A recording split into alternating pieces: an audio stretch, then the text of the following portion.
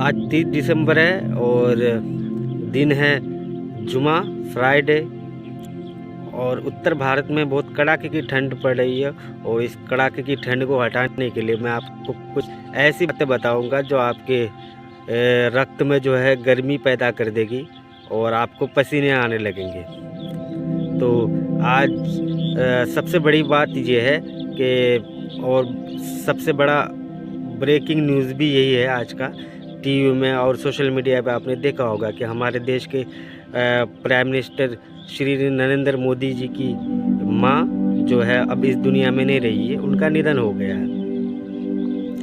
तो इस घड़ी में, इस दुख की घड़ी में हम सब और पूरी दुनिया प्राइम मिनिस्टर मोदी के साथ में है और हम भगवान से प्रार्थना करते हैं कि उनकी माँ की आत्मा को शांति मिले। और आपको पसीने आने लगेंगे, यह आपके काम की बात है और मुद्दे की बात है, आप सुनिएगा ज़रूर। ऐसे अमूमन मैं अपना वीडियो देखने के लिए रिक्वेस्ट नहीं करता हूँ, लेकिन आप सुना कीजिए। अगर इसमें हो सकता है कि इसमें आपकी कुछ काम की बातें हों जो आपकी ज़िंदगी में रोज़मर्रा में आने वाली बातें जो आपको परेशानियों से मुक्त कराने में शायद सही हो।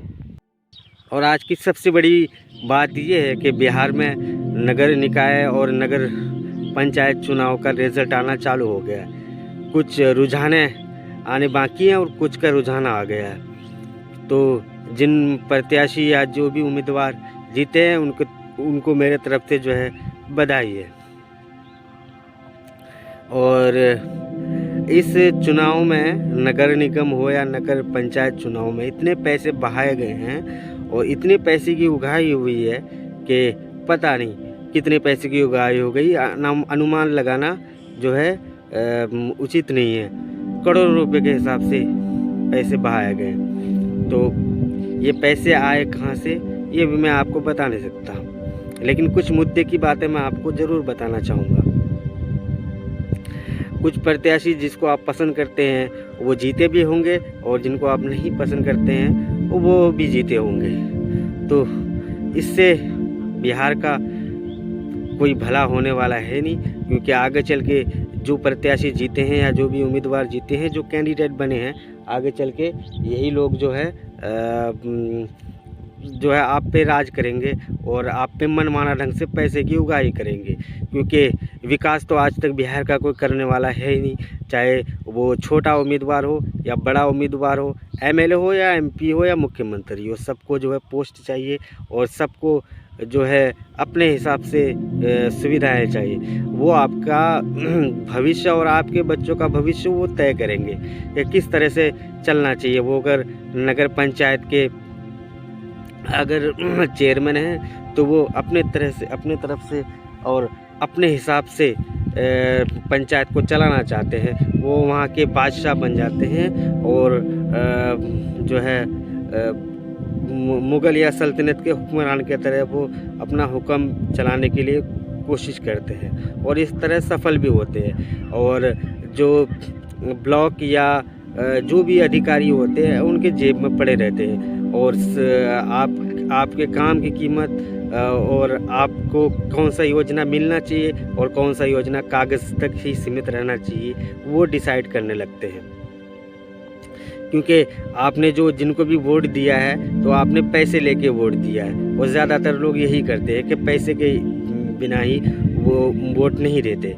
और आपने अगर पैसे दे करके अपना वोट दिया, अपने आप को बेचा है, अपनी ज़मीर को बेचा है, तो आपको कोई हक भी नहीं बनता है कि आप उनसे जो है काम के लिए बोलें या उनको बोलें कि जी ये मेरा काम करवा दीजिए। क्योंकि आपके मुंह पे ही बोल देंगे कि जब मेरी बारी थी, जब मैं आपसे हाथ जोड़ के विनती करने के लिए आया था तो आपने मेरे से पैसे लिए थे, उसके बदले में वोट लिया था और आपको मैंने उसी दिन ख़रीद लिया था, तो आपका काम मैं करने वाला नहीं हूँ। अगर आपका कोई छोटा सा काम पड़ता है तो आपको उनके हिसाब से पैसे देने पड़ेंगे, क्योंकि आपने जब वोट मुझे दिया था तो आपको मैंने अपने हिसाब से पैसे दिया था और ये सही भी है। ये बात छुपी भी नहीं है, चाहे बिहार हो या किसी भी स्टेट की बात हो, ये हर जगह का आम खास बात है कि लोग जो है बिना पैसे के वोट नहीं देते। और चाहे वो छोटा सा चुनाव हो या बड़ा चुनाव हो, या चाहे नगर पंचायत का हो या लोकसभा का हो या फिर राज्यसभा का हो या फिर विधायक का हो, हर चुनाव में पैसे जो है बहाए जाते हैं और पैसों की बरसात होती है जनता पे, और जनता इससे खुश भी होती है। कुछ लोग हैं अब भी ज़िंदा जो बिना पैसे लिए किसी अच्छे या अपने पसंदीदा कैंडिडेट को वोट देते हैं लेकिन इतना करने से तो भला नहीं हो जाएगा, क्योंकि जहाँ पे अगर 70% जनता पैसे के पीछे भाग रही है और 30% ईमानदार लोग अगर पैसे के पीछे नहीं भाग रहे हैं, तो मेजॉरिटी पैसों वालों की है, तो कैंडिडेट उनका ही जीतेगा और इससे बिहार का भला तो होने वाला नहीं है। आज तक इतिहास गवाह है कि जिनने भी जनता का विश्वास जीत करके आए हैं, वो कभी जनता का भला आज तक किसी ने किया नहीं है। सबको सब आते हैं सेवा सेवा कह करके और बाद में सब मेवा खाते हैं। बिहार का हाल और बात रह गई कि आप जिस पे भी विश्वास करते हैं और पूरा विश्वास आप बनाए रखिए और आगे आगे देखते रहिए कि क्या क्या होता है, आगे किस तरह का खेला होने वाला है और किस तरह का खेल आप देखना चाहते हैं, ये आप पे डिपेंड करता है। और आपने अपना कीमती वोट दे करके ये तो जान ही लिया होगा कि आपके बच्चों का फ्यूचर क्या होगा और आपका फ्यूचर क्या होगा और आपको आने वाले टाइम पे क्या परेशानी होने वाली है। ये बात कोई छुपी हुई नहीं है। तो आप अगर मेरे से अगर मेरा व्यक्तिगत राय अगर पूछेंगे तो मेरे हिसाब से ये चुनाव कभी होना ही नहीं चाहिए, क्योंकि ये चुनाव नहीं है और एक तरह से ये दलाल पैदा किए जाते हैं कैंडिडेट के नाम पे, क्योंकि यही लोग जो है बाद में अधिकारी से सांठ-गांठ करके आपकी जो है आपके फ्यूचर तय करने लगते हैं। आपको क्या मिलना चाहिए, आपको क्या खाना चाहिए, आप किस तरह का खाना चाहेंगे, यही लोग डिसाइड करते हैं और यही लोग सारे रूल्स बनाते हैं। एक बात तो ये हो गई। दूसरी बात मैं आपको बता रहा हूँ कि जब से ये चुनाव का ऐलान हुआ है चाहे आप टीचर हो, सरकारी टीचर हो जाएं या फिर ब्लॉक में कचहरी में काम करने वाले स्टाफ हो जाएं, ये सब के सब इतने व्यस्त हैं कि कितने सारे फाइल और कितना सारा काम लोगों का पड़ा हुआ पेंडिंग, जो ये अधिकारी बताते हैं कि जो भी होगा चुनाव के बाद में होगा। हम लोग बहुत व्यस्त हैं और पता नहीं मुझे कि इतना छोटा सा चुनाव में सारे के सारे पूरे ब्लॉक के अधिकारी कैसे व्यवस्था हो गए और कौन सी व्यवस्था बना के रखी। अगर इतनी ही व्यवस्था बना के रखी तो इतने पैसे की व्यवस्था कैसे हो गई। खुलेआम पैसे बांटे जा रहे थे और खुलेआम बियर बार की तरह पैसे उछाले जा रहे थे एक दूसरे के विरोध में।